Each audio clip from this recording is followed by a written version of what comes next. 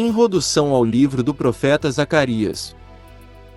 O profeta Zacarias foi um homem levantado por Deus para profetizar no tempo da restauração do povo de Israel do exílio na Babilônia. O nome Zacarias significa Yahvé lembra-se, ou seja, aquele de quem Deus se lembra. Zacarias era um nome muito comum entre o povo hebreu, de forma que muitos personagens bíblicos aparecem com este nome, principalmente no Antigo Testamento. A história do profeta Zacarias. O profeta Zacarias nasceu em uma família de sacerdotes ainda na Babilônia. Sua família estava entre os quase 50.000 exilados que retornaram do exílio babilônico após a permissão do rei Ciro.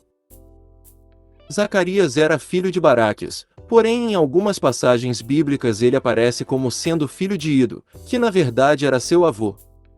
Para explicar isto, acredita-se que seja possível que seu pai, Baraquias, tenha morrido quando Zacarias ainda era muito jovem, ou seu avô, Ido, talvez tenha sido uma figura mais proeminente que seu pai.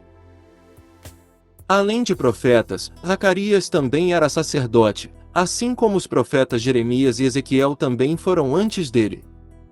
Zacarias foi contemporâneo do profeta Ageu, de Zorobabel, o líder político dos judeus que retornaram do exílio, e de Josué, filho de Josadaque e sumo sacerdote da nação. O ministério do profeta Zacarias. O ministério profético de Zacarias está registrado, principalmente, no livro do Antigo Testamento que traz seu nome, e no livro de Esdras. No entanto, Zacarias também é mencionado no livro de Neemias. O profeta Zacarias começou a profetizar cerca de 2 meses depois de Ageu também ter começado a profetizar, isto é, no 8º mês do 2º ano de reinado do rei Dário, em 520 a.C. A mensagem profética, tanto do profeta Zacarias quanto do profeta Ageu, era de encorajamento acerca da obra de restauração do templo, além de revelações sobre as bênçãos futuras da nação. O contexto histórico do ministério do profeta Zacarias nos mostra que aquele era um período muito significativo da história judaica.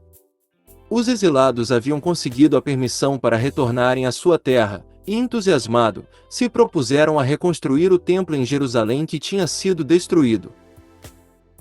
Em 535 a.C., eles conseguiram lançar os alicerces do templo, porém devido à oposição dos samaritanos, o trabalho de restauração ficou paralisado até o reinado de Ciro, ou seja, durante pelo menos 14 anos nada foi feito nesse sentido. Algumas pessoas questionam sobre o porquê de Zacarias e Ageu terem ficado em silêncio durante esse período. Uma explicação bem provável é que ambos ainda eram crianças quando retornaram com suas famílias do exílio em 537 a.C., ou então eles não retornaram nesse grupo de exilados, mas em outro grupo posteriormente. De qualquer forma, provavelmente os 2 profetas não eram adultos nessa época. Com base na explicação acima, então podemos supor que o profeta Zacarias era ainda muito jovem quando começou a profetizar. Com as exortações de Zacarias e Ageu, o trabalho foi reiniciado, porém num determinado momento mais uma vez houve oposição externa, com o questionamento de Tatenai, governador persa, e também oposição interna, com os judeus desaminados e pessimistas com relação à construção do templo, achando eles que a escassez de recursos, os obstáculos, e a inferioridade da construção atual em comparação com o primeiro templo de Salomão, significavam um tipo de reprovação do próprio Deus.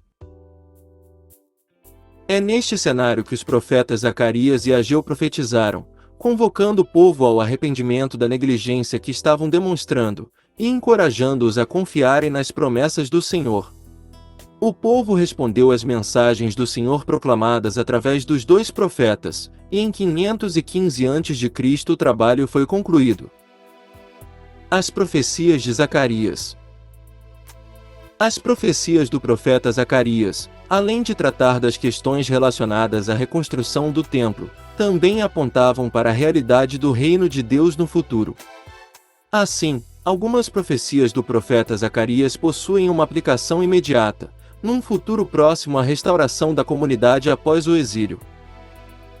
Todavia, Outras profecias de Zacarias apontam para um futuro mais distante de sua época, onde Deus traria bênçãos para Jerusalém por meio da linhagem de Davi, de modo que Zorobabel era apenas a continuidade da linhagem, e não o seu fim. Logo, o profeta Zacarias profetizou claramente sobre a vinda do Messias, o último filho de Davi.